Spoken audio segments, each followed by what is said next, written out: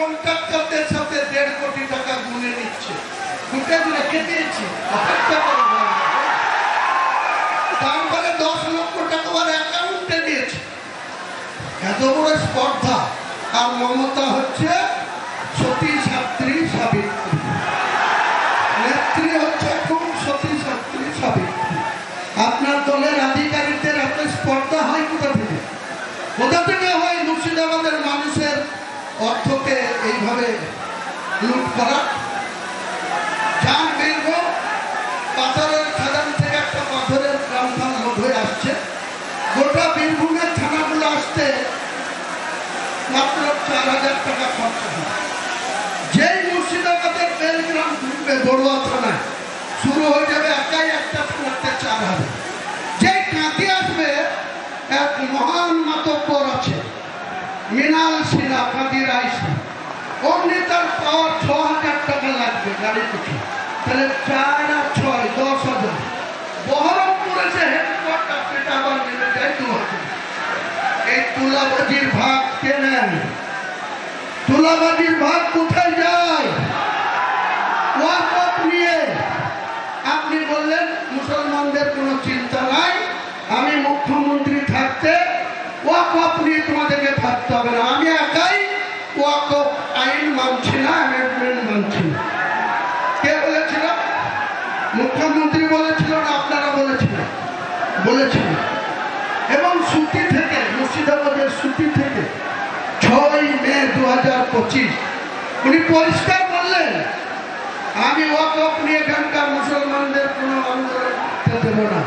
তাদের যদি আন্দোলন করার ইচ্ছা হয় দিল্লিতে যাক, দিল্লিতে গিয়ে আন্দোলন করুন। আপনার এত স্পর্ধা, আপনি রাজ্যের মুখ্যমন্ত্রী, গোটা রাজ্যের মানুষকে সুরক্ষিত রাখা আপনার মরাল ডিউটি। আপনি সেটা না করে মুসলমানদেরকে এত চাচ্ছিল্য। আপনার বেলার অফিসগুলো, ল্যান্ড দপ্তরের মন্ত্রী আপনি, বেলার অফিসগুলো কিভাবে লুট করছে। ন্যায্য জমি, খতিয়ান মুক্ত জমি, তাদের মিউটেশন করতে গিয়ে 2 নম্বরই করছে। কার জমি কার নামে রেকর্ড করে দিচ্ছে।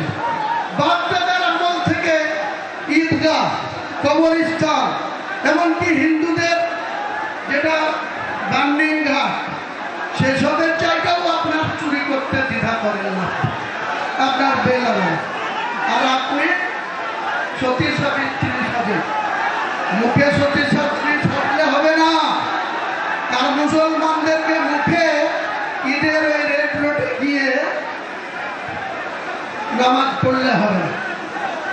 আগামী ঈদ আসছে, বাবরি মসজিদ যেখানে হচ্ছে, প্রথম জুম্মাতে 1 লাখ, দ্বিতীয় জুম্মায় হচ্ছিল 2 লাখ। আমি মমতা ব্যানার্জিকে একবার আহ্বান করব, আপনি মুখ্যমন্ত্রী হিসেবে আপনার টাইম মতো এই বাবরি মসজিদের এখানে একটা ঈদের নামাজের ডাক দেব।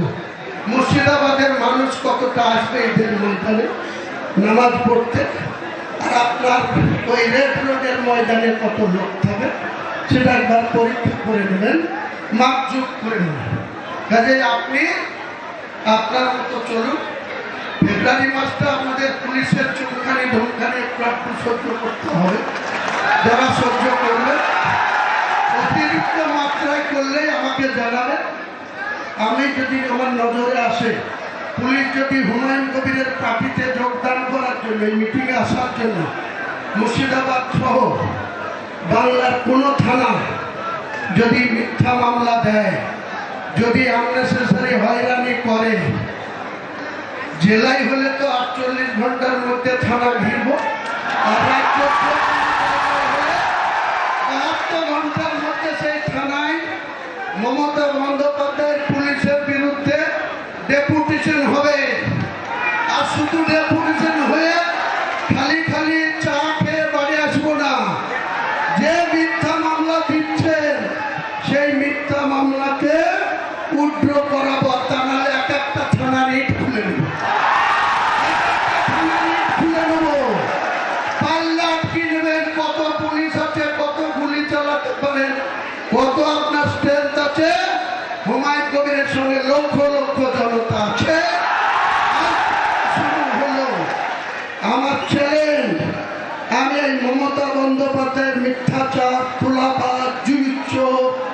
জেল খাটা মন্ত্রীদের লজ্জা নাই। আমাদের মহাসচিব ছিলেন পার্থবাবু, 3 বছর জেলের ঘানিতে এসেও 50 কোটি টাকা যার কাছে অবৈধ টাকা পেয়েছে, তার প্রতি তার প্রেমের শেষ নেই। বলছে আমি এখনো অপাকে থাকতে পারবো না। যেদিন দুনিয়া থেকে পটল তুলবা সেদিন অপার দায়িত্ব কে নেবে? এখন নাই আছো, উপরওয়ালা যদি টিকিট কাটিয়ে দিবে সেদিন অপার দায়িত্ব কে নেবে? বাবু, কাজে আমাকে বেশি খাটাবেন না। আমি প্রত্যেকটা মানুষকে আজকের মিটিং আসার জন্য অভিনন্দন জানাচ্ছি, সালাম জানাচ্ছি, আদাব জানাচ্ছি, নমস্কার জানাচ্ছি, প্রণাম জানাচ্ছি। জানিয়ে আজকে আমার নতুন শর্ট ফর্ম JUP জনতা উন্নয়ন পার্টি, তার ইলেকশন এজেন্ডা কি হবে, আগামী দিন আমরা নিশ্চয়ই মানুষের দুয়ারে দুয়ারে যাব এবং আমি বাংলার যতটা আসনে লড়ব সমস্ত আসনে এক দিন 2, 3টে করে সভা করব। আমার ফার্স্ট, এরপরে সেকেন্ড সভা হবে 4 জানুয়ারি ডোমকল জনকল্যাণ ময়দান।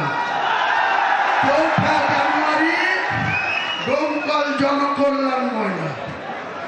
5 জানুয়ারি হরিয়ারপাড়ার কোন একটা ময়দান। যাকে পাশে বসে আপনি আমাকে সাসপেন্ড করেছেন, আগামী দিনে তারা কাউন্টিং এর জন্য বুঝতে পারবে আদা কেমন ধান।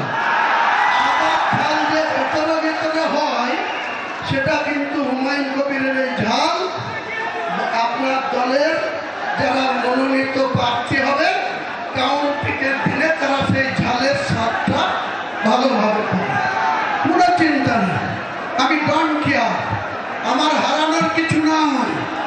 আমি হুমায়ুন কবির রেজিনগরেও 30,000-এর বেশি ভোটে জিতবো আপনার প্রতীকের প্রার্থীকে হারিয়ে, আর বেলডাঙ্গাতেও একই পরিমাণে জিতব। দেখে নেবেন পত্রকাররা, ইলেকট্রনিক্স মিডিয়ার বন্ধুরা, আজকের ঘোষণা রেকর্ডিং রাখবে। নির্বাচনের কাউন্টিং এর দিন মুর্শিদাবাদের কি ঐতিহাসিক রেজাল্ট, মুর্শিদাবাদের মানুষ আমাদের দোয়া করবে, সমর্থন করবে। আপনারা সেদিনকার জন্য একটু অপেক্ষা করবেন। সবাইকে আমার ভালোবাসা রইল, সালাম রইল, সুস্থভাবে সবাই বাড়ি যাবেন। বন্দে মাতরম, বন্দে মাতরম, বন্দে মাতরম। হুমায়ুন কবির জিন্দাবাদ, হুমায়ুন কবির জিন্দাবাদ। হুমায়ুনের নয়া দল ঘোষণায় কটাক্ষ বিজেপি, তৃণমূলের বি টিম বলে খোঁচা শ্রমিকের। ও তৃণমূলের বি টিম, প্ল্যান বি। পশ্চিমবঙ্গে মমতা বন্দ্যোপাধ্যায়ের রাজত্বে বিধ্বংসী আধিপত্যবাদের মধ্যে কেউ একটা দল তৈরি করে ফেলছে, তাও আবার তার দলের বিধায়ক। এটা তৃণমূল না থাকলে হয় নাকি? এটা তৃণমূলের প্ল্যান বি। হুমায়ুনই তৃণমূল, তৃণমূলই হুমায়ুন। হুমায়ুনের নয়া দল ঘোষণায় তোপ তৃণমূলেরও, RSS বিজেপির সঙ্গে তুলনা টেনে তোপ। এরকম অনেক দল আগে হয়েছিল, আবার পরেও হবে। কাল মোহন ভাগবতজি বলেছেন হিন্দু এক হও, আবার পেছন দিকে টাকা দিয়ে হুমায়ুন কবিরকে দিয়ে বলাচ্ছে মুসলমান এক হয়। আর গান্ধীজিকে হত্যা করেছিল এই RSS, আর গান্ধীজির চিন্তাধারাকে হত্যা করছে এই বিজেপি, আর সঙ্গে নিয়েছে হুমায়ুন কবিরকে। শুধু সাম্প্রদায়িকতা এবং ধর্মের জিগির তুলে বাংলাকে ভাগ করার চক্রান্ত, সেই চক্রান্ত কাজে লাগবে না।